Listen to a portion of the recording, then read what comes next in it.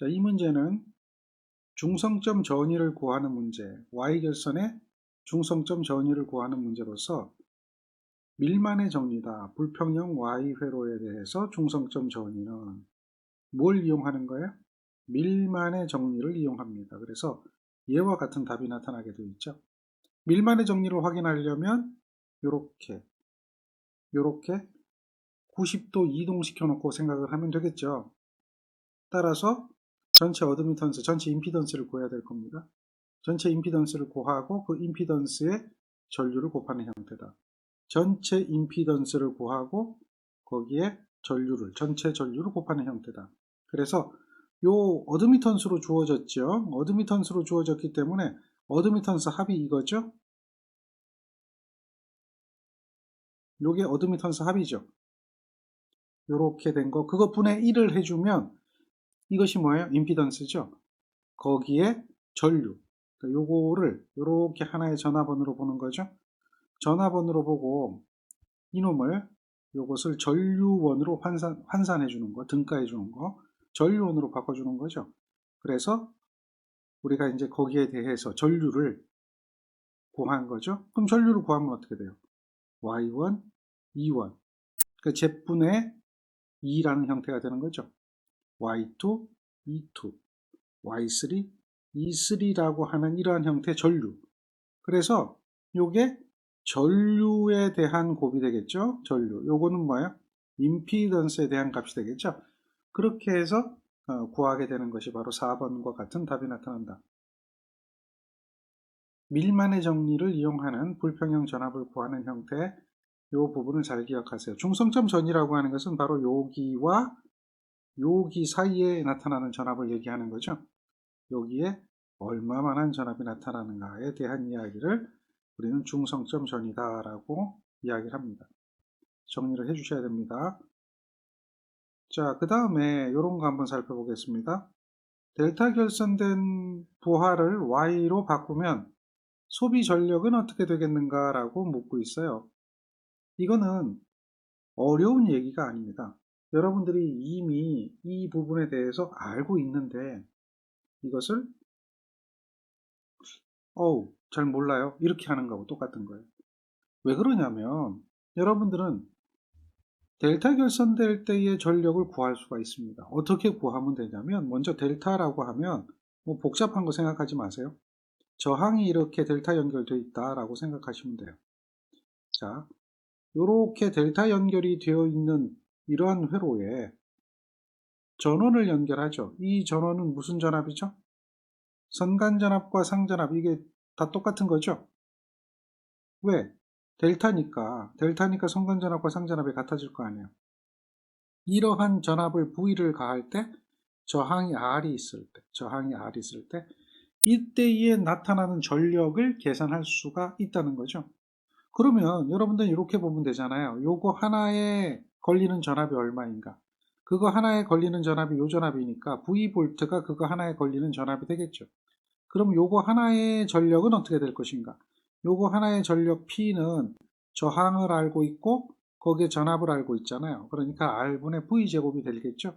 그런데 요게 3개가 있죠. 3개. 삼상결선은 항상 어떻게 된다고 그랬어요?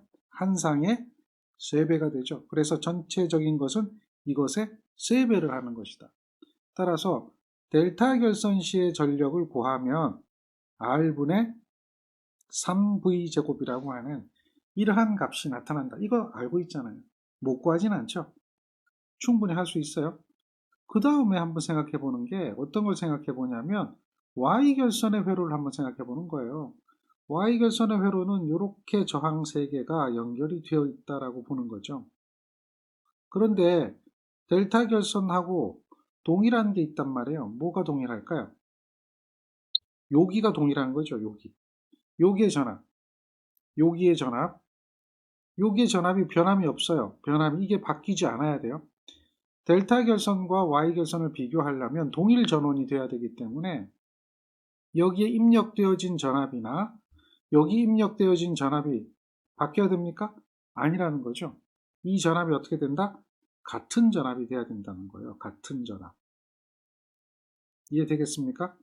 그래야지만이 비교가 되겠죠. 그러면 여기에 이제 저항이 있어요. 여기도 저항이 있고요. 여기도 저항이 있어요. 이럴 때에 저항 하나가 소비하는 전력을 구하면 돼요. 저항 하나가 소비하는 전력은 그럼 얼마일까요? 여기에 걸리는 전압을 찾아보면 되겠죠. 저항 하나에 걸리는 전압을 찾아보면 되겠죠. 맞습니까? 저항 하나에 걸리는 전압을 찾아보면 돼요. 저항 하나에 걸리는 전압, 여기는 얼마가 걸릴까요? 여기는 얼마 걸릴까요? 여기가 V니까 요것을 뭘로 나눠줘야 돼요? 루트 3으로 나눠줘야 되겠죠. 따라서 여기에 전력을 구하게 되면 당연히 한상이니까 저항이 R이 되겠죠. 전압은 어떻게 돼요? 이렇게 되겠죠. 제곱 V를 뭘로 나눠준 거? 상전압이 들어가야 되니까 루트 3으로 나눠준 게 되겠죠. 이렇게 될 거예요. 따라서 요거는 요 하나에 대해서 전력을 계산한 거기 때문에 삼상이면 여기도 있고 여기도 있으니까 요 세 개가 되니까 여기에 몇 배를 해줘요? 세 배를 해주는 거죠. 그러면 얘는 어떻게 될까요? R이 되고요. 요건 3이 되겠죠? 요거는 V제곱이 되겠죠? 여기에 세 배를 하니까 결국 뭐예요? R분의 V제곱만 남게 되죠. 자, 요거는 Y결선에 대한 전력인 거예요. 그 다음에 요거는 뭐라고 할까요? 델타 결선에 대한 전력인 거예요. 그럼 크기를 비교 한번 해보세요. 어떻게 되어 있나? Y결선에 대한 전력을 보면 얘는 R분의 V가 될 거고요. 델타 결선에 대한 전력을 보면 얘는 3R분의 V가 되죠. 즉 뭐가 클까요? 뭐가 클까요? 당연히 델타 결선이 더 크겠죠. 이 두 가지를 비교해 보니 P 델타가 PY보다는 얼마나 크죠? 3배 크다라고 하는 이러한 관계를 우리는 찾아낼 수가 있는 겁니다. 맞습니까? 이렇게 3배 커지잖아요. 그래서 문제는 뭐예요? 델타로 연결된 것이 3배 큰데 이것을 Y로 바꾸면 어떻게 되겠어요? 그렇죠. 3분의 1로 줄어드는 거죠. 3분의 1배로 줄어들게 된다라고 하는 거예요. 자, 단 뭐가 일정해야 돼요? 선간전압은 이렇게 주어졌어요. 선간전압은 일정하다라고 하는 거예요. 즉 전원에 가해진 전압, 즉 여기가 같은 전압이 되어져야 된다라고 하는 거죠. 그래야 선간전압이 일정하다라고 할 수가 있겠죠. 그러한 조건일 때 그렇습니다. 언제나 그런 게 아니라 어떤 특정한 조건이 있어야 돼요. 그래서 이와 같은 것들이 나타난다면 여러분들이 계산을 해볼 수도 있는 거예요. 물론 여기서도 마찬가지로 전류도 한번 생각해 볼 수가 있어요. 여기에 흐르는 전류구하고 여기에 흐르는 전류구에서 그 두 전류를 비교해 보면 전류도 어느 쪽이 크겠죠. 그렇죠? 할 수 있겠어요? 한번 해보세요. 여기에 흐르는 전류는 어떻게 될까요? 여기 흐르는 전류는 R이고요. 얘는 어떻게 되죠? 루트 3분의 V가 되죠. 그러니까 선전류, 상전류 같거든요. 선전류 크기 B를 구하면 선전류 크기 B는 얘는 어떻게 되죠? R분의 V를 루트 3으로 나타낸 거예요. 따라서 얘는 어떻게 되죠? 루트 3 R분의 V 이렇게 되는 게 Y결선의 선전류가 되겠죠. 델타 결선에는 어떻게 될까요? 여기 흐르는 전류가 되잖아요. 그러면 여기 흐르는 델타 결선의 선전류는 어떻게 될까요? IL이라고 하는 것은 상전류는 어떻게 되죠? R이 하나 있고 그 양단의 전압이 V니까 R분의 V가 되겠죠. 근데 선전류는 어떻게 되죠? 상전류의 몇 배가 돼요? 루트 3배가 되는 거예요. 그래서 요거하고 요거 비교해 보세요. 얘는 루트 3분의 1 돼 있고 얘는 루트 3배 돼 있으니까 얘도 몇 배 차이가 나요? 역시 3배 차이가 나는 것을 우리는 확인할 수가 있죠. 다시 말해서 I 델타라는 전류가 IY라는 전류보다 얼마나 커요? 3배 크다라고 하는 것을 알 수가 있는 거죠. 그러니까 그런 내용들을 정리를 하고 있는 겁니다. 그래서 이런 문제를 보면 문제 자체가 별것 아니지만은 이제 여러분들이 알고 있으면서도 잘 모르는, 다시 말해서 알고 있으면서도 3분의 1인가? 3배인가 하는 그런 문제 중에 하나가 된다는 거죠. 그래서 그것을 잘 판단하시고 정리해 주시면 되겠습니다. 어렵지 않습니다. 한 번씩 해보시면 돼요. 자, 그 다음 문제를 한번 보면요. 이 문제는 어떤 문제일까요? 얘는 지금 Y라고 돼 있죠. 맞습니까? Y. 이러한 Y 부하에 얘가 뭐예요? 각상의 임피던스죠. 이런 거 주어지면 그냥 쓰세요. ZP는 얼마예요? 3 플러스 J의 4 이렇게 쓰세요. 됐나요?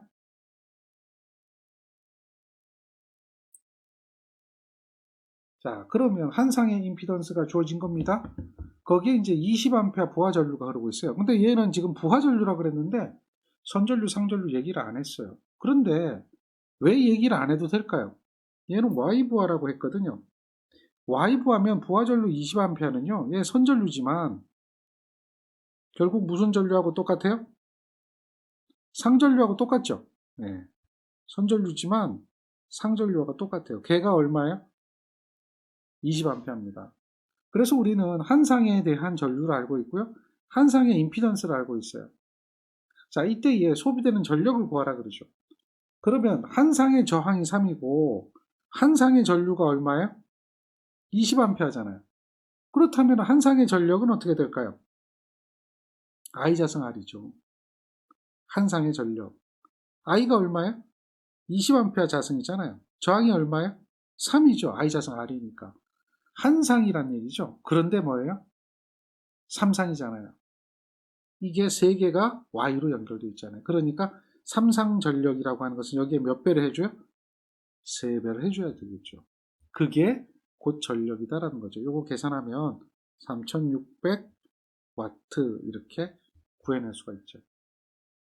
어렵지 않죠? 자, 충분히 여러분들 해볼 만한 문제입니다. 다음 문제 한번 볼까요? 다음 문제는 역시 한상이라고 하고 있어요. 임피던스가 이만큼 주어졌어요. 한 상의 임피던스, 거기에 Y 결선되어 있어요. 200V 전압을 가했네요. 그럼 Y 결선에서의 선간 전압이 200V면 상전압은 얼마가 될까요? Y 결선이니까 상전압은 200을 뭐로 나눠줘야 돼요? 루트 3으로 나눠줘야 되겠죠? 얘가 상전압인 거예요. 자, 이때의 유효 전력을 물어봤어요. 그러면 우리는 한상이라고 하는 게 주어졌기 때문에 한상의 전압도 알고 있거든요. 요렇게 한상의 전압. 그럼 한상의 전력을 계산할 수가 있는 거예요. 이게 RX 직렬 연결이잖아요. RX 직렬 연결일 때 전력은 어떻게 되죠? R제곱에 X제곱에 V제곱에 R이었던 거 기억하죠? 즉 다시 말해서 요 전압이 무슨 전압이에요? 상전압이 되는 거죠. 상전압. 그러면 이것은 어떻게 되느냐는 얘기예요. R이 얼마입니까 지금? 20의 제곱에 X가 10의 제곱이 되겠죠. 그 다음에 상전압의 제곱이죠. R이 20이 됩니다. 상전압은 얼마라고 그랬어요? 선간전압이 200이니까 얘를 루트 3으로 나눠줘야 되겠죠. 이거예요. 이 식이 왜 나왔는지도 여러분들은 알고 있어야 되죠. 그런데 얘가 3상이거든요. Y결선이니까 이러한 저항이 몇 개가 있어요? 3개가 있기 때문에 여기에 몇 배를 해줘요? 3배를 해주는 거죠. 그래야 얘가 뭐죠? 3상 전력이 되는 거죠. 3상 전력은 한상의 전력의 3배입니다. 단상에 대해서 배웠던 거 그대로 기억하시면 돼요. 이렇게 하면 얘가 1600W라고 하는 것을 우리는 금방 찾아낼 수가 있는데요. 여러분들이 이 공식이 왜 나왔나요? 라고 이야기를 한다면 앞에서 배웠던 거 잊어먹었다는 이야기죠. 단상회로에서 전력 P는 단상입니다. 1상. I 자승의 R이라는 거죠. RX 직렬 연결회로에서 I 제곱이라는 것은 요거는 임피던스의 크기 분의 전압이죠. 이게 I잖아요. 그게 제곱에 R이 되는 거죠. 임피던스의 크기는 어떻게 되죠? 루트에 R제곱 X제곱 해가지고 더해준 거 기억하십니까? 그걸 제곱하니까 루트는 어떻게 돼요? 없어지겠죠. 그리고 전압이 뭐가 되죠? 제곱이 되죠. 거기에 뭘 곱해준 거예요? 저항 R을 곱해준 거니까 결국 이러한 형태가 되는 거죠. R제곱 X제곱 V제곱 R의 형태가 되는 것이 일상의 전력이다라고 하는 거죠. 기억나십니까?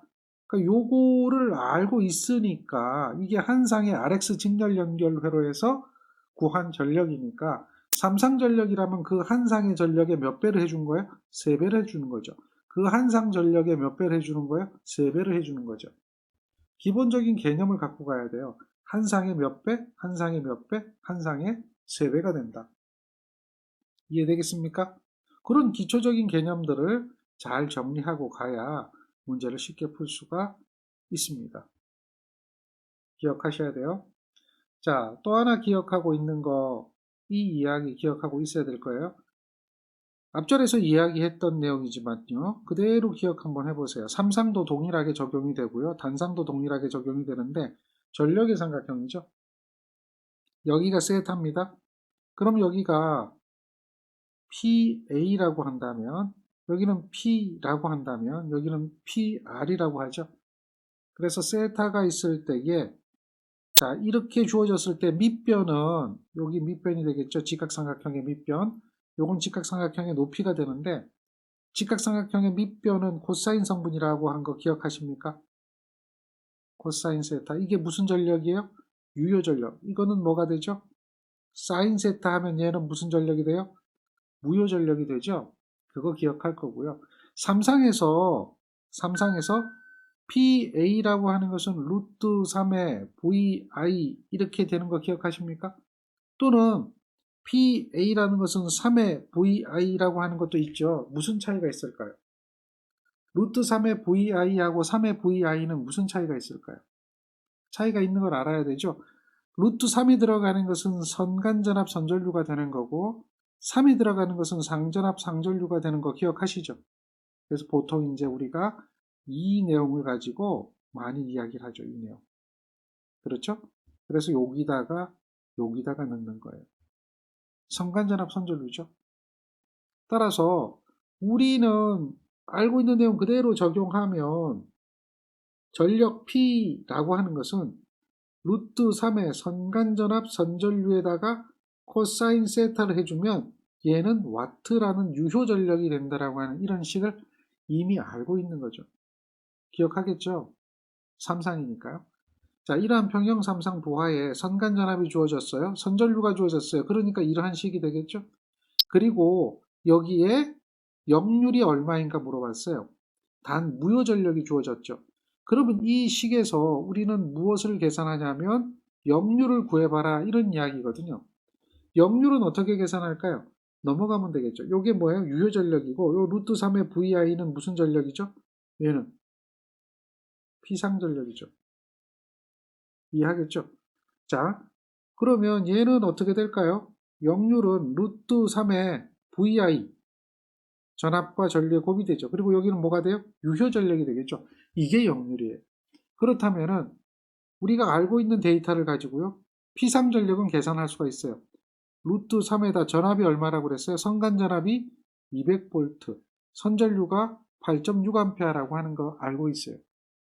문제는 여기서 뭐가 문제냐면 바로 유효 전력을 구해라 라는 이야기죠. 우린 비상 전력 알고 있고요. 또 뭘 알고 있어요? 무효 전력 알고 있죠. 지금 이 직각삼각형에서 이런 직각삼각형 하나 더 생각해 볼까요?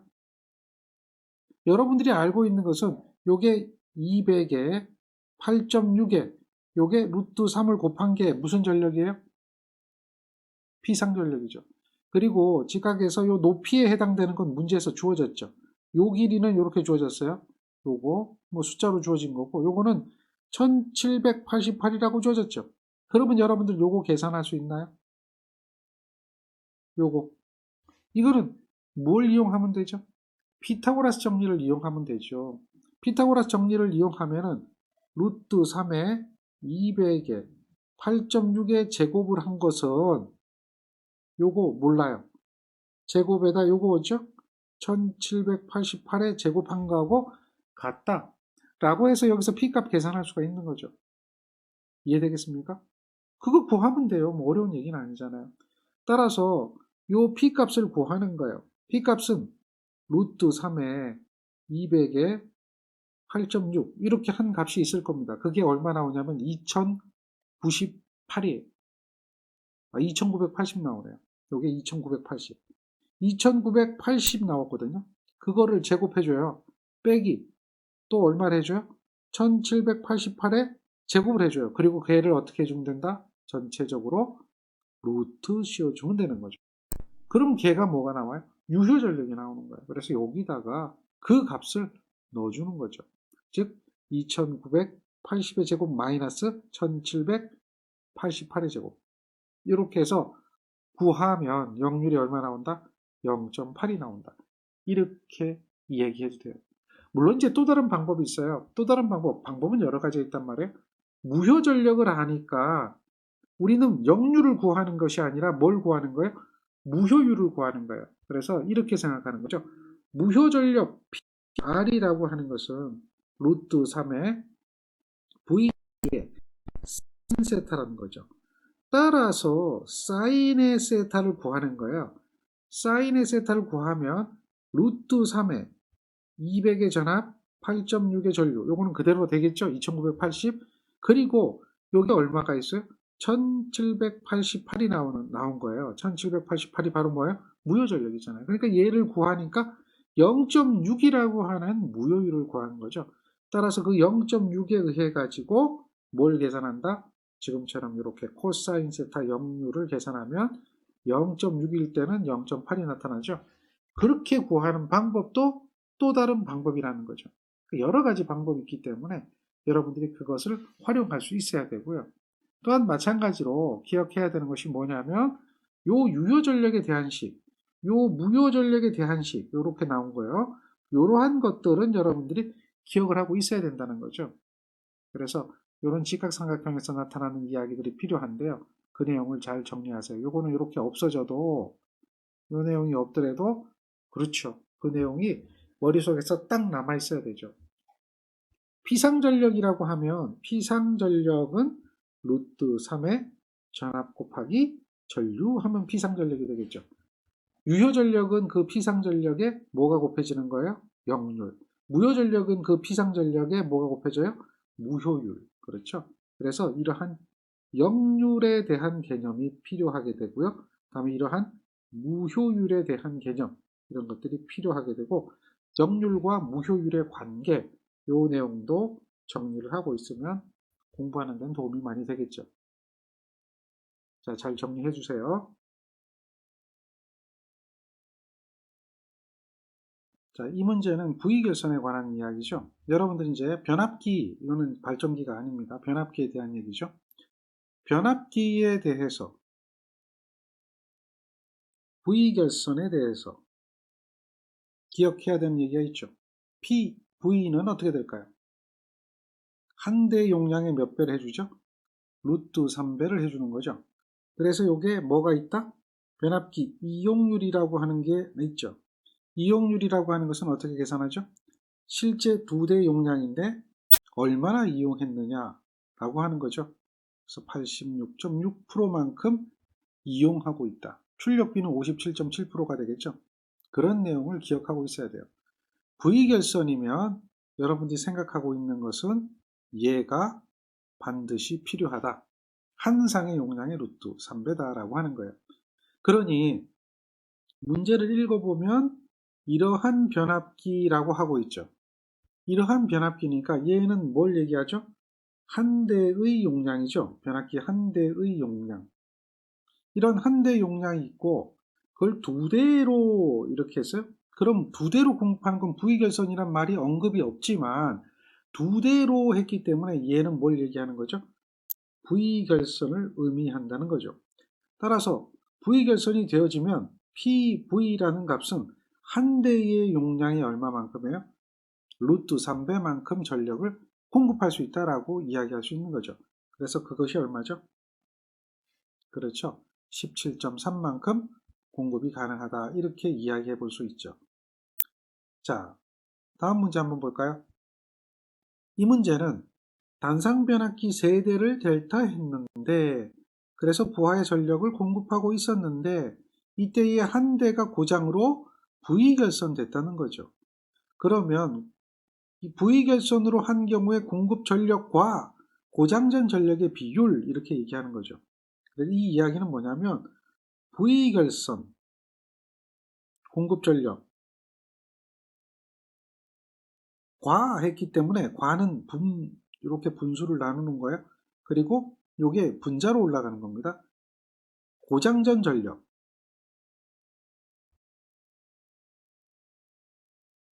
이렇게 얘기하는 거죠. V결선 공급 전력과 고장 전 전력의 B 이렇게 얘기하는 겁니다. 이걸 그 B라고 얘기하는 거예요. 이걸 다른 말로 표현하면 고장 전 전력에 대한 하면은 이제 분모가 되겠죠. 그리고 V결선의 공급 전력 이렇게 얘기해 주세요. 이걸 갖다 우리는 뭐라고 얘기하는 거예요? 이렇게 된 것을 출력비라고 얘기하는 거죠. 출력비를 계산하는데 출력비는 고장 전 전력이라고 하는 것은 델타 결선 전력이 얘기되는 거고 V결선 전력은 이렇게 루트 3 P 즉 한 대 용량이 루트 3배라고 하는 것을 알 수가 있죠. 따라서 요 이야기를 묻고 있기 때문에 이렇게 답을 찾아낼 수가 있는 거죠. 얼마예요? 57.7%가 무엇이 된다? 그렇죠. 출력비가 된다라고 하는 것을 알 수가 있습니다. 자, 다음 문제 계속해 볼게요. 30kVA의 단상 변압기 2대를 V결선했습니다. 맞습니까? 2대를 V결선했는데요. 자, 이러한 부하, 이게 평형 부하라 그랬죠? 부하가 역률이 80%, 전력이 20kW, 이런 부하가 있는데 거기다 공급한대요. 이런 부하가 있다. 그때 한 대가 분담하는 피상 전력을 구하래요. 그러면 얘는 지금 뭐예요? 부하의 유효 전력인 거죠. 자, 이 부하의 유효 전력을 부하의 피상 전력으로 나타내 보세요. 피상 전력 kVA는 유효 전력 킬로와트를 뭘로 나눠줘야 돼요? 코사인 세타로 나눠줘야 되는 거죠. 그 개념이에요. 전력 삼각형에서 나온 거죠. 그러니까 20이라고 하는 것을 0.8로 나눠주면 얘가 단위가 뭐가 된 거예요? 킬로볼트 암페어가 된 거예요. 맞습니까? 그런데 이것을 V결선 변압기로 공급하니까 V결선 변압기는 PV가 되겠죠? 이것은 루트 3배의 한 대 용량이 되는데요. 이걸로 얘를 공급하는 거예요. 즉 이걸로 얼마를 공급해야 된다? 0.8에 20kVA를 공급하고 있는 거죠. 그렇다면 요 한 대가 공급하는 용량 얘는 얼마일까요? 그럼 어떻게 하죠? 요거 넘어가면서 이항해서 루트 3으로 나눠주면 되나요? 그렇죠. P1이라는 것은 어떻게 주면 돼요? 0.8, 20을 뭘로 나눠주면 되죠? 루트 3으로 나누어주면 되겠죠. 이항. 그래서 계산해 보니까 14.4 kVA만큼 부하를 한 대가 분담한다 라고 하는 거예요. 실제 변압기는 요만큼이지만 얘만 가지고 이렇게 삼상부하 20kV의 전력을 공급할 수 있다는 거죠. 20kW에다가 전력을 공급할 수 있다. 이런 것이 이 문제입니다. 어렵진 않죠? 여기서 주의해야 될 사항은 이렇게 단위를 환산하는 관계. 항상 전기는 단위 환산이 중요하죠? 단위를 환산하는 관계. 이것을 잘 기억하셔야 돼요. 그래서 kVA 값이 이와 같이 나타난다. 이해하시겠죠? 단위를 잘 기억하세요.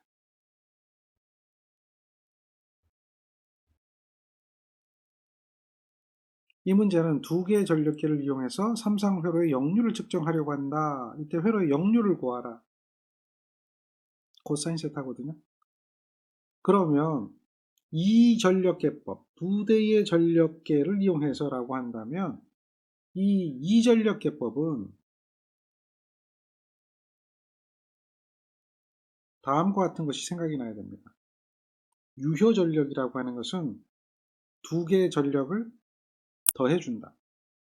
무효 전력이라고 하는 것은 두 개의 전력을 빼고요. 여기에 몇 배를 해줘요? 루트 3배를 한다. 이것만 기억하시면 돼요. 얘는 와트고 얘는 바죠. 이것만 생각하시면 돼요. 그렇다면은 이 회로의 역률은 이렇게 물어봤거든요. 역률 코사인 세타에 대한 개념 기억하십니까? 코사인 세타는 어떻게 계산하죠? PA분의 P인 거죠. 즉 다시 말해서 볼트 암페어분의 뭐가 돼요? 와트가 되는 거죠. 이게 코사인 세타입니다. 그러면 우리가 유효 전력이라는 게 이렇게 되어진다면 유효 전력이 지금 있는 것은 요거하고 요거 있죠. 두 개가 있기 때문에 얘는 답이 될 수가 없습니다. 맞습니까? 자, 그러면 생각해 보세요. 요 밑에는, 요 밑에는 무슨 전력이 와야 돼요? 피상전력이 와야 되잖아요. 분모는 피상전력이에요. 피상전력은 항상 어떻게 계산하죠? 유효전력의 제곱에 플러스 무효전력의 제곱을 해서 어떻게 해줘요? 루트 씌워주는 거잖아요. 그러면 루트가 들어가야 되는 거죠. 루트가 없어요. 루트가 들어가 있어요. 이게 답이 안 돼요. 이런 문제는 실제 계산을 안 하더라도 개념 정리만 정확하게 하고 있으면 이 문제는 답이 바로 보여요. 안 보입니까? 바로 보이잖아요. 답이 아닌 거 두 개 지워버리고 논리에 맞지 않은 거 지워버리면 우리는 이거의 문제는 답이 3번이 된다는 걸 확인할 수 있죠. 물론 계산도 할 수 있어야 돼요. 공부를 하려면 다 정확하게 하고 있어야 되겠죠. 물론 이것처럼요. 요게 유효전력의 제곱, 무효전력의 제곱을 한 거 아닙니까? 이렇게 유효전력과 무효전력이 있다면 이전력계법이니까요. 그것을 제곱을 해서 정리를 한 거죠. 그래서 이렇게 정리할 수 있는 것까지 하는 것도 바람직한 이야기가 되겠죠. 그렇지만 개념만 가지고도 이 문제는 답이 3번이 되는 것을 우리는 알 수가 있습니다. 이해되겠습니까? 더 충분히 가능해야 됩니다.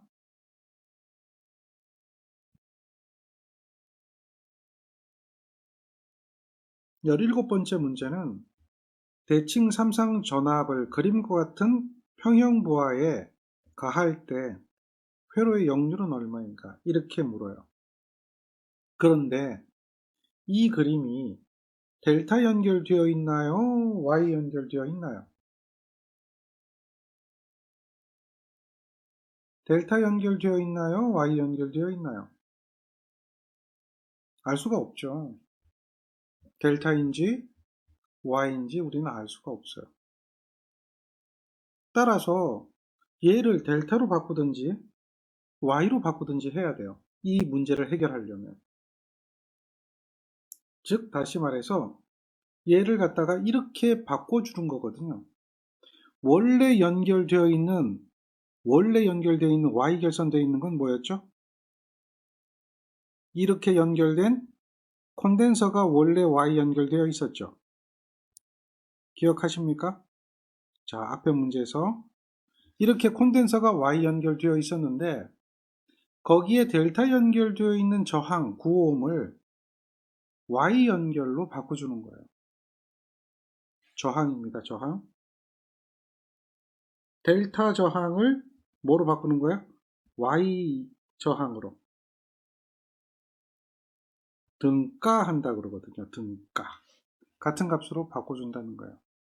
이렇게 하면 등가를 해보니까 여기에 뭐가 되는 거죠? Y가 또 하나 온 거죠. 이렇게.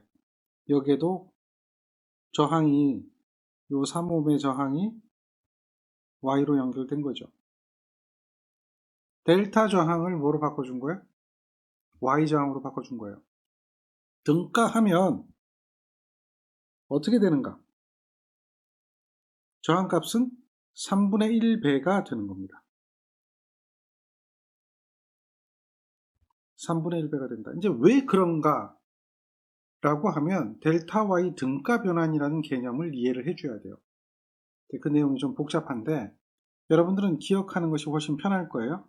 델타 연결된 ohm을 Y로 해주면 어떻게 되죠? 3분의 1배가 되는 거예요. 자, 이걸 하려면 어떤 것을 해야 되냐면 이런 이야기가 돼요. 이렇게 저항이 델타 연결이 되어 있어요. 자, 이거를 우리는 무슨 연결로 바꾼다 그랬어요? Y 연결로 바꾸면 등가가 돼야 된다 그랬죠. 등가. 이렇게 되는 겁니다.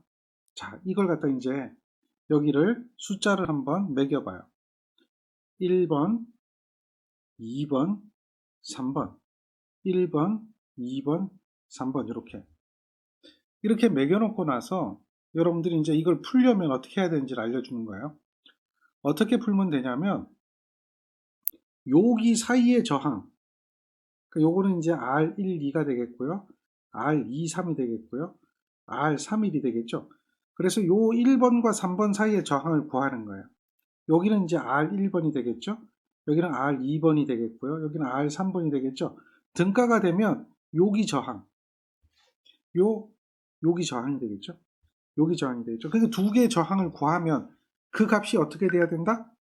똑같아야 된다라는 거예요. 그게 등가잖아요. 그러면 어떻게 되는 식이 나오냐면요. 여기 있는 R31 하고요. 여기 사이에만, 즉 다시 말해서 요 두 점 사이에만 저항을 구하는 거니까 요 두 점 사이만 저항을 구하는 거니까 요 선은 없다고 보면 되죠.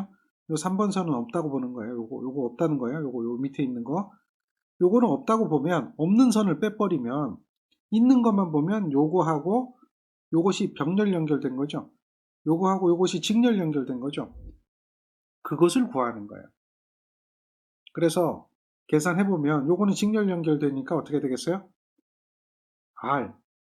R1 더하기 R2가 되겠죠. 등가니까 같은 값이에요. 요거는 요거하고 두 개가 뭐가 돼요? 병렬이죠. 그러니까 병렬일 때는 더해주고 곱해주고 이렇게 되는 게 병렬이죠. 그런데 뭐냐? 하나는 R31이잖아요. R31이고 R31이고 하나는 뭐예요? 1, 2하고 2, 3을 더한 거죠. R1, 2하고 R2, 3을 더한 거죠. 요거는 뭐예요? R1, 2하고 R2, 3을 더한 거죠.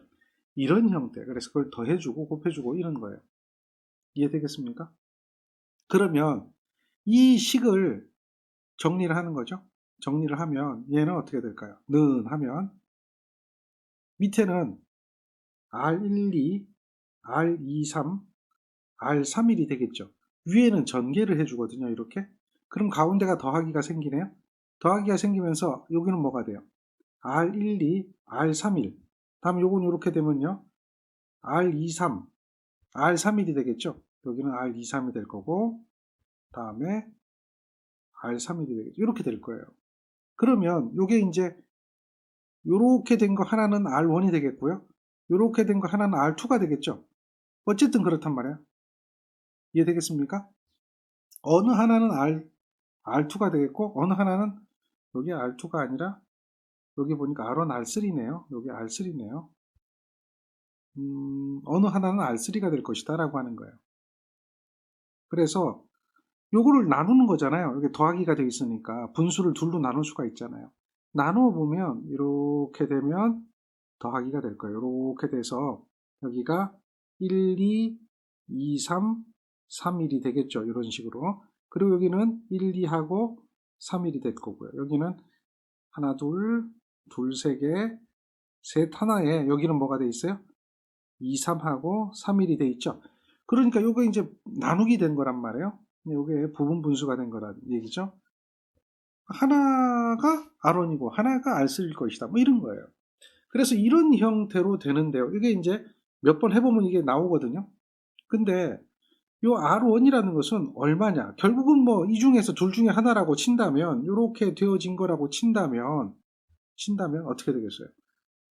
쉬워요. 요게 동일한 값이라면 R이 나오겠죠. 얘네들이 다 똑같은 값이라면 어떻게 될까요? 다 똑같은 값이라면. 그러면 R1이라고 하는 이것은 나머지 값들이 다 동일한 값이잖아요. 여기 R이잖아요. 그렇게 동일한 저항이 델타 연결되어 있다면 이건 어떻게 돼요? R 더하기 R분의 이거는 뭐가 되죠? R 곱하기 R이 된단 말이에요. 그러니까 얘는 얼마예요? 3R분의 R 제곱이 되거든요. 약분시켜버린 거죠. 그럼 뭐가 되겠어요?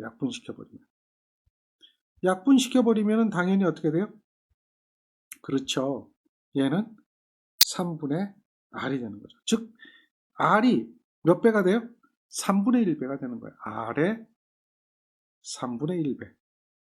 그러니까 동일한 저항 델타 연결된 것을 Y저항으로 등가하면 걔가 몇 분의 1이 돼버려요? 3분의 1이 된다라는 개념이 이거는 이제 그냥 알고 있어야 되는 이야기죠. 이렇게 Y델타 등가 변환해서 알고 있어야 된다는 이야기죠. 물론 이제 이렇게 복잡한 내용을 가지고 할 수도 있습니다만은 굳이 그럴 필요는 없고요. 정리를 해서 델타 저항을 Y로 바꿔주면 걔가 3분의 1이 되는구나. 뭐 이렇게 이제 이해를 하는 거죠. 그러면 이때 뭘 구하라 그랬냐면 문제는 뭘 구하라 그랬냐면 역률을 물어봤어요. 역률. 이 문제를 보면 역률은 얼마인가? 그렇죠. 역률을 물어봤으니까 얘를 델타 Y 등가를 하니까 이제 이렇게 됐거든요. 그러니까 이게 3과 4가 무슨 연결돼 있어요? 한상의 임피던스를 한번 보세요. 한상의 임피던스. 3과 4가 무슨 연결돼 있어요? 병렬 연결돼 있잖아요. 이러한 문제에서 한상의 임피던스를 보는 거예요. 한상의 임피던스.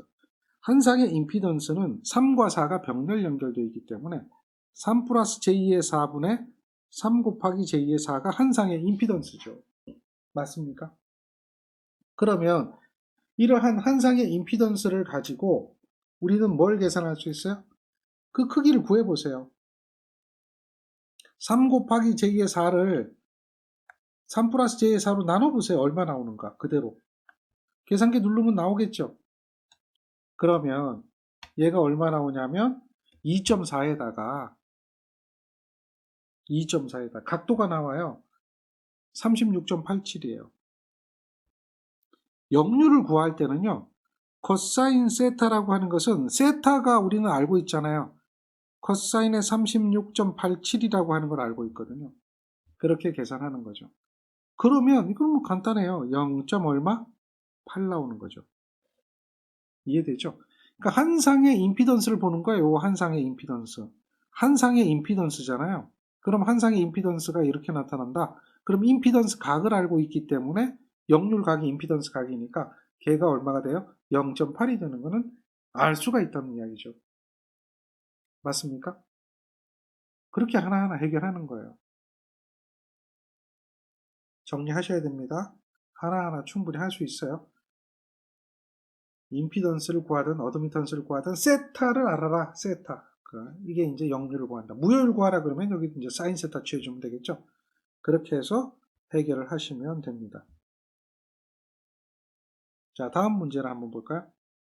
이 문제는 이전력계법에 관한 문제네요. 자, 이전력계법인데 뭐라고 얘기했죠? 대칭, 삼상, 사선식 전력계통이 있다. 단상 전력계 두 개로 전력을 측정했더니 각 전력계의 값이 하나는 마이너스고 하나는 플러스입니다. 역률을 물어봤어요. 이러면 여러분들은 역률의 식을 생각하겠죠? 역률의 식을 생각해서 그걸 가지고 계산을 하려고 할 겁니다. 맞습니까? 그런데 굳이 역률의 식을 생각하지 않고 할 수 있는 방법은 뭐예요?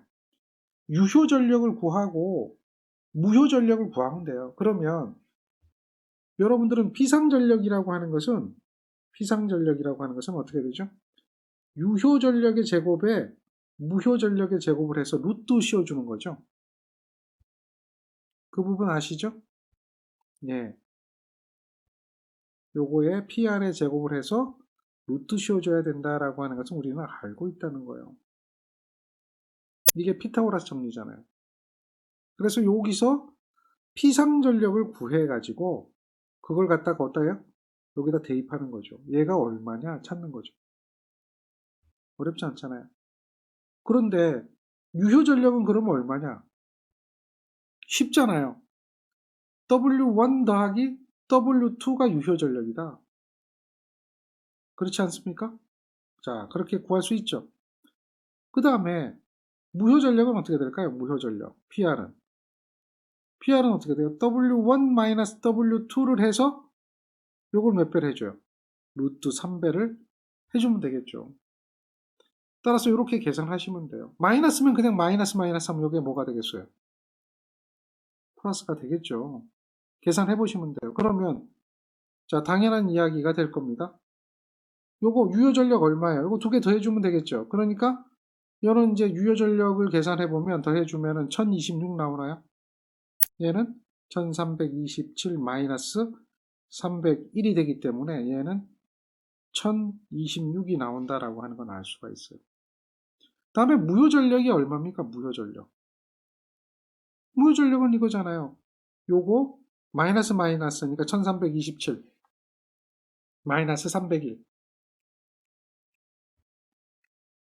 이렇게 하면 1628이거든요. 거기에 루트 3을 곱하면 되죠. 맞습니까? 그렇게 해서 계산해보면 2819 나오나요? 무효 전력을 계산하면 2819가 나온다는 거죠. 따라서 비상전력이라고 하는 값은 이렇게 계산해도 되지만 루트에다가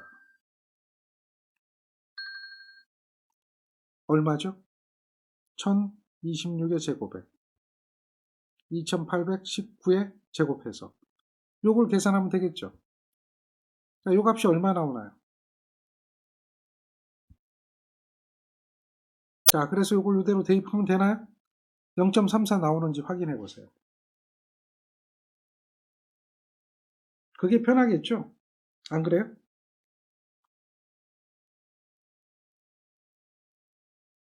맞습니까? 틀립니까?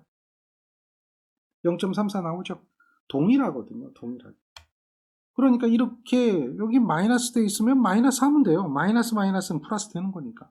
그 2819라고 하는 무효전력 해서 집어넣으면 오히려 그게 더 편하게 0.34라고 하는 이러한 값을 찾아낼 수가 있는 거죠. 아시겠죠? 그러니까 유효전력과 무효전력과 피상전력의 관계는 여러분들이 충분히 할 수 있단 말이죠. 이러한 관계가 있다는 것은 알고 있거든요. 피타고라스 정리.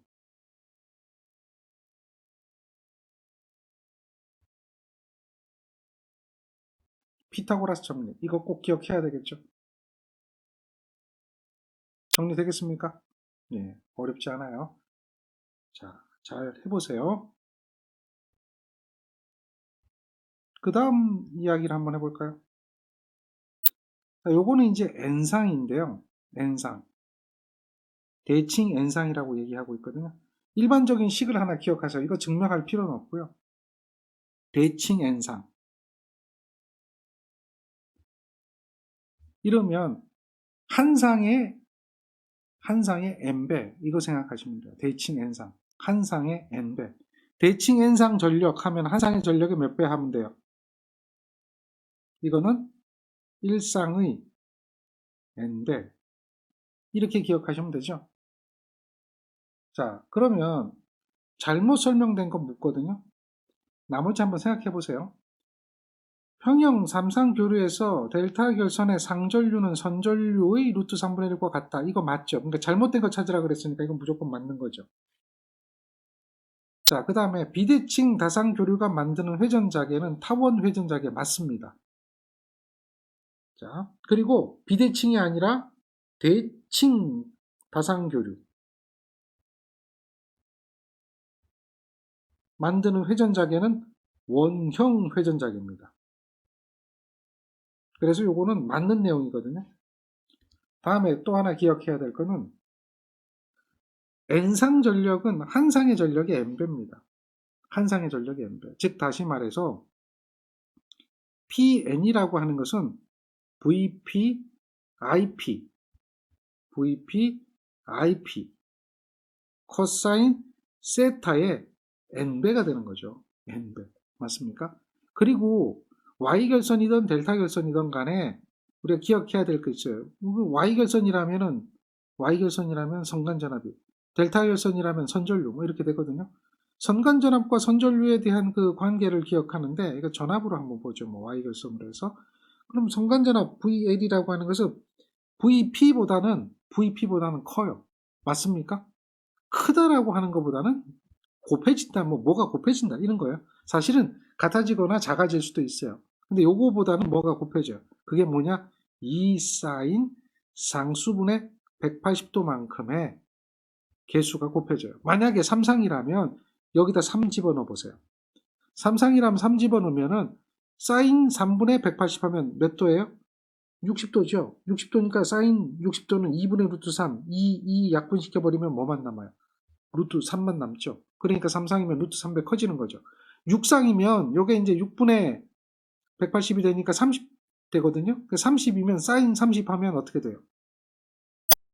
2분의 1이죠. 그러니까 2하고 약분되면 6상이면 선간전압과 상전압이 같아져요. 우리가 6상을 안 쓰는 이유가 그런 거예요. 3상이 성간전압이 크게 나타나는데 6상은 동일하게 나타나고 12상이 되면 오히려 줄어들거든요.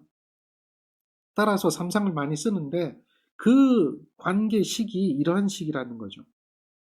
그리고 또 하나 더, 여기에 각도는 앞서는 건 맞아요. 앞서죠. 그런데 여기에 얼마만큼 앞서냐?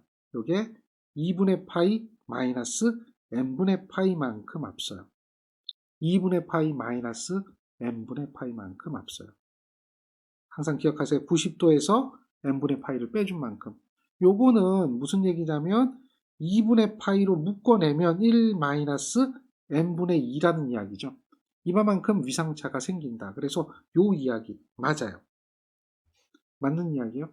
그리고 요 이야기는요. 여기에 뭐가 곱해져야 되냐면 n배가 곱해져야 돼요.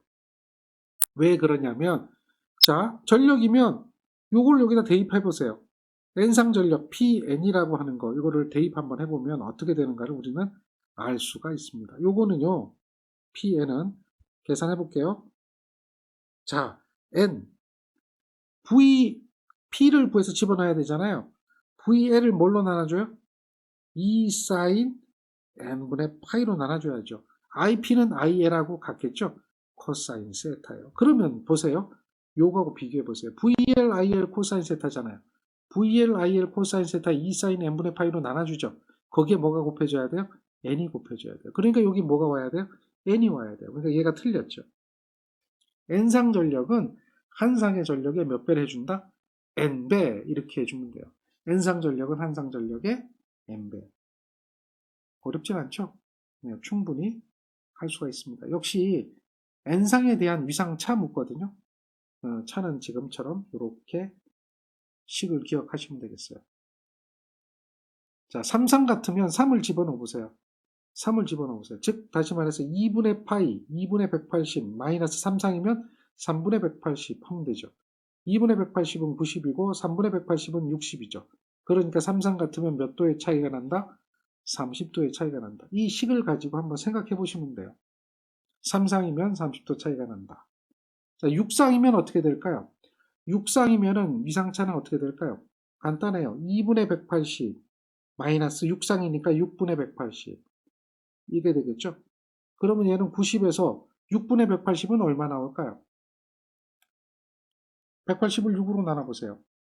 그러면 180을 6으로 나누면 얼마? 30인가요? 그렇죠. 30. 따라서 몇 도의 위상차가 생겨요? 60도의 위상차가 생긴다. 이렇게 얘기해 볼 수가 있죠. 자, 12상입니다. 12상. 12상의 전압이 100V이다. 단자 전압을 물어봤어요. 그렇죠. 그러니까 단자 전압 VL이라고 하는 것은 12상이거든요. VP에 2 sin 얼마요? 12분의 180 이렇게 하는 거예요.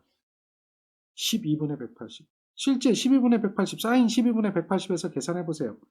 여기에 전압을 100을 대입하게 되면 전압의 값이 오히려 줄어들어요. 51.76으로 오히려 그 전압의 값이 줄어들게 된다라고 하는 거죠. 12상 안 쓴다는 얘기예요.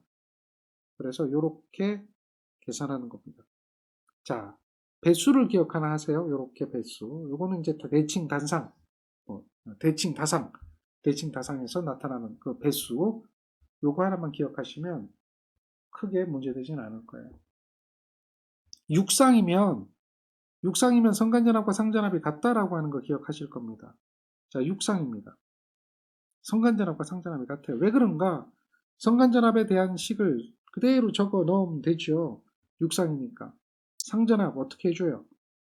2배의 사인에 6분의 180 이렇게 하겠죠. 요거 계산해 보세요. 그러면 얘는 VP하고 같죠.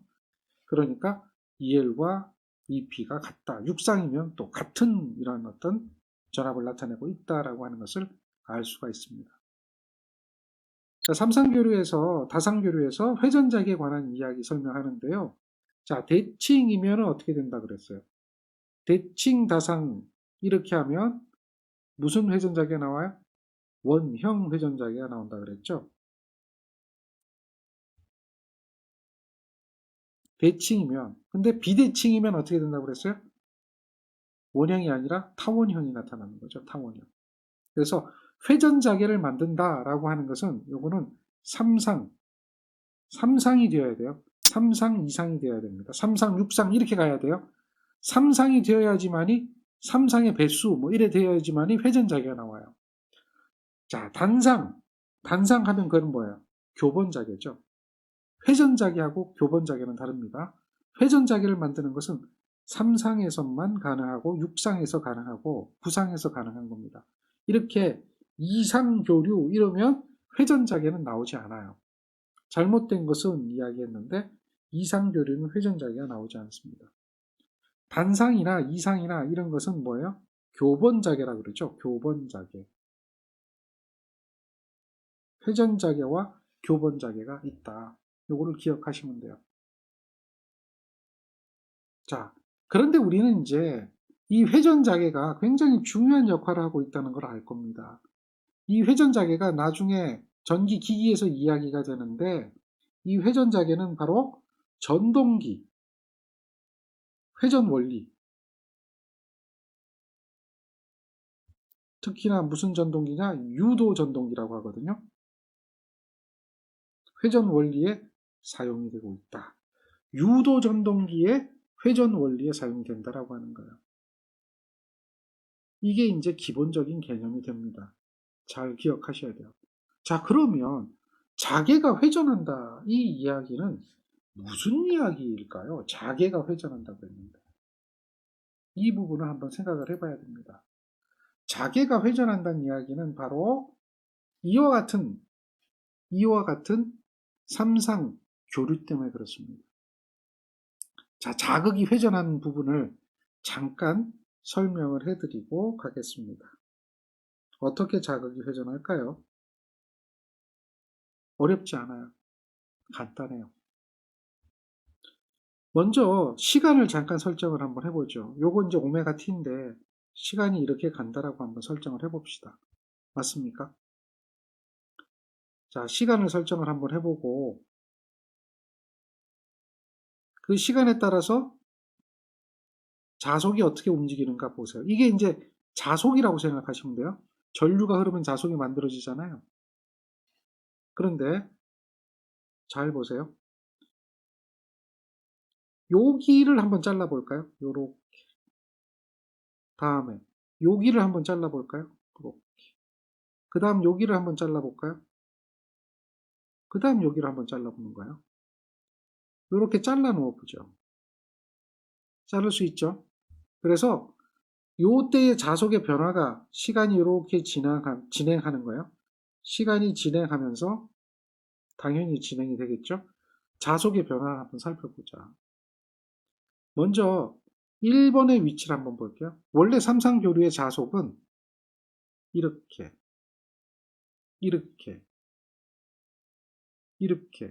삼상교류에 대한 자속이 나타나죠. 맞습니까?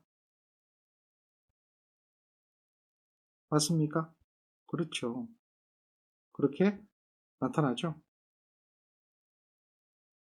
자, 그러면 여기를 A, B, C라고 했기 때문에 A상, B상, C상이라고 하죠. 어떻게 회전하나 보세요. 자, 1번의 위치에 보면 대충 2분의 1로만 봅시다. 2분의 1로만. 이렇게 부분을 보면 이렇게 흐려지는 부분인 C가 2분의 1로 줄어들었고요. 다음에 이 진한 부분 A가 2분의 1로 줄었죠.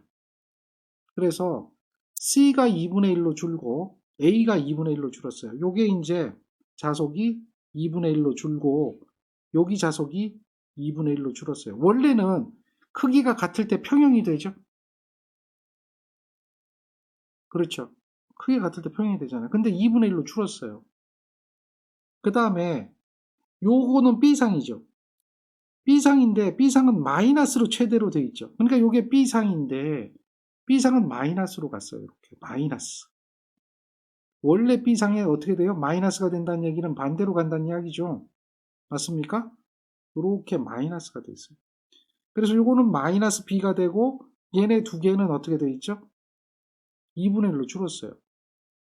빨간색이라면 평형돼서 0이 돼야 되는데 파란색이라면 이렇게 줄어서 줄은 것들 보니까 여기 이렇게 되니까 평형사변형에서 요만큼 합이 되죠. 그러니까 그게 요만큼 오는 거예요. 더. 그래서 지금 1번의 위치, 첫 번째 손 그은 지점에 가보면 자속이 이 방향으로 가 있어요. 지금 자속. 1번의 위치에 있을 때 이 방향에 자속이 되어 있는 거죠. 이해되죠? 그러다가 자, 여기로 와요. 여기로 보면은 이제 A가 늘어나죠. 그리고 B가 제로가 되죠. 맞습니까? C가 제로가 되죠. C가 제로가 됩니다. A가 2분의 1보다 커져 있어요. C는 제로가 되고, 색깔을 바꿔볼게요. C는 0이 되어 있고 A는 좀 늘어났어요. 요만큼. 맞습니까? 그 다음에 B는 어떻게 됐나 보세요. B는 요 지점에 왔을 때는 B가 줄어들었죠. 얼마만큼 줄어들어요? 요만큼 대충 줄어든 거예요. 요만큼. 그러면 여기서 원래 B가 요렇게 있는 게 원칙인데 그거보다 요렇게 좀 줄었거든요. 요게 B예요. 그래서 이것도 평형사변형의 값을 구해보면 이렇게 가겠죠. 이게 2번의 위치에 와 있을 때, 여기 2번의 위치에 있을 때. 그러니까 자속이 1번의 위치에서 시간이 흘러가면 저절로 이쪽으로 와버리는 거예요. 2번의 위치로 자속이 와버리는 거예요. 자, 또 3번의 위치를 생각해보면 여기를 한번 보세요. 여기는 A가 최대가 되죠. 3번의 위치에 있을 때는 A가 최대가 되는 거예요. A가 최대. 맞습니까? A가 최대가 되죠. 그 다음에 이렇게 보니까 뭐예요? B하고 C가 2분의 1이 돼 있죠. A가 최대가 되고 B가 2분의 1이 되고 C도 2분의 1이 된 거예요. 이렇게. 그렇죠. 근데 그것들이 어떻게 2분의 1이 됐어요? 마이너스 2분의 1이 됐잖아요. 그러니까 마이너스 2분의 1이면 요만큼 2분의 1이 되고 C도 요만큼 2분의 1이 되는 거죠. 그래서 결국 뭐야? 요렇게 돼가지고 요게 합성이 되고 그 합성된 게 요만큼 커지겠죠. 그래서 3번의 위치에 와 있을 때는 자속이 전체적으로 요만큼 오는 거죠. 얘가 3번이 되는 거죠. 여기서 이렇게 이동하는 거예요. 그러니까 요 놈이 이렇게 진행해 갈수록 이 자속이 점차 이렇게 회전하죠. 그러니까 이게 무한대로 가잖아요. 그럼 얘는 계속 어떻게 되겠어요? 회전하겠죠. 이게 바로 뭐예요? 회전작이라는 거죠. 이렇게 지금 이건 단편적으로 봐서 딱딱 끊어놓고 봐서 끊어지는 것처럼 보이지만 실제는 끊어지는 게 아니죠. 아날로그로 이렇게 연속적이죠. 그러면 얘도 어떻게 돼요? 자개가 이렇게 연속적으로 움직이겠죠? 연속적으로 움직여요. 여기서부터 이렇게 연속적으로. 이걸 회전한다 그러죠. 회전하는 자개가 바로 뭐예요? 회전자개입니다. 그런데 단상만 있다라고 생각해 보세요. 단상만 있다. 단상만 있다라고 생각해 보면 뭐 이거는 해볼 게 없어요. 단상만 있으면. 어? 한 상만 있다 그러면. 어떻게 보면 될까요? 한 상만 있다 그러면. 요거 하나만 있다라고 보면 여기 위까지는 전부 다 플러스잖아요. 그렇죠? 플러스일 때는 이렇게 증가되는 거 아니에요. 이렇게 올라갔다가 그 다음에 이렇게 내려오면 감소되죠. 이렇게 내려오면 감소되죠. 그거예요. 그 다음에 이쪽은 뭐가 돼요? 단상만 있다면 마이너스로 커졌다가 마이너스로 줄죠. 그러니까 마이너스로 점차 늘어났다가 줄어드는 거죠. 이게 반복이 돼요. 단상교류는 한 번은 위쪽으로, 한 번은 아래쪽으로, 한 번은 아래쪽으로 왔다 갔다 하는 거죠. 이게 바로 뭐예요? 왔다 갔다만 하거든요. 회전하진 않거든요. 그러니까 얘를 갖다 뭐라고 한다? 교번한다 그래서 교번자개. 이걸 갖다 뭐라고 하는 거예요? 단상이에요, 단상. 단상은 교번자개, 삼상은 뭐라고요? 회전자개. 단상과 삼상의 차이를 여러분들은 기억을 하셔야 됩니다. 이해되겠습니까? 지금처럼 삼상교류가 가면 이게 세 개를 다 비교해보면 삼상은 뭐가 된다? 삼상교류는 회전자개를 만든다. 단상교류는 뭘 만든다? 교번자개를 만든다. 그래서 교번자개 때문에 단상 전동기가 기동 토크가 없어요. 나중에 배웁니다. 전기기기 시간에. 그 회전자개 때문에 삼상 유도 전동기는 금방 회전을 해요. 기동 토크가 존재하고요. 그런 것들이 원리가 되고 있다라고 하는 겁니다. 정리가 되겠습니까? 따라서 이런 내용들이 나오면 여러분들은 이제 이해를 좀 하고 계시는 게 바람직한 얘기죠. 자, 문제 한번 더 볼까요? 지금처럼 비대칭이라고 했죠. 비대칭. 대칭이 아니라 뭐예요? 비대칭입니다. 비대칭이면은 다상교류니까요. 삼상교류가 되겠죠. 회전자계는 뭐냐? 원형이 아니라는 거죠. 타원 형태에 대한 회전자계를 만들고 있다. 이해되겠습니까? 원형 회전자계가 아니라 어떤 회전자계다? 타원형 회전자계다. 교본자계는 뭐가 만든다? 단상교류가 만든다.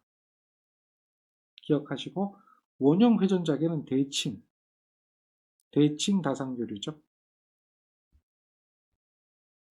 요놈이 만든다. 이렇게 기억하시면 됩니다. 포물선 회전자계라고 하는 것은 없습니다. 포물선이라고 하는 것은 포탄이 위에서부터 아래로 포물선을 그리면서 떨어지는 거죠. 그러니까 포물선 회전자계라고 하는 건 없다. 이런 정도로 보시면 충분히 이해가 될 거예요. 자, 공간적으로 서로 n분의 2파이 각도로 두고 배치한 n개 코일을 이걸 갖다가 코일의 대칭 현상 교류를 흘릴 때에 그 중심에 생기는 회전자계 모양, 즉 대칭 현상이라고 그랬죠. 대칭. 그렇죠? 그러면 뭐가 될까요? 대칭 현상이니까 당연히 뭐예요? 원형 회전자계가 되겠죠. 타원이 아니라 원형 회전자계다. 자, 우리는 지금까지 공부를 한 것이 어떤 것을 공부를 했냐면 대칭 상태, 비대칭이 아닙니다. 대칭 상태의 회로 해석을 했습니다.